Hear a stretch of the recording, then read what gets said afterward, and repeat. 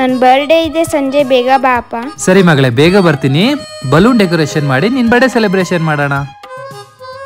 ರೀ, ಯಾಕ್ರಿ ಸುಸ್ತಾಗಿರೋ ತರ ಕಾಣ್ತಿದ್ದೀರಾ? ತುಂಬಾ ಕೆಲಸ ಇತ್ತು ಕಣೆ. ರೀ, ನೀವು ಬಂದು ಡೆಕೋರೇಷನ್ ಮಾಡ್ತೀರಾ ಅಂತ ವೇಟ್ ಮಾಡ್ತಾ ಇದ್ದಾಳೆ. ಬಲೂನ್ ತಗೋ ಮಾಡೋಣ. ರೀ, ನೀವು ಮೊದ್ಲೇ ಸುಸ್ತಾಗಿದ್ದೀರಾ, ಒಂದ್ ಕೆಲ್ಸ ಮಾಡೋಣವಾ?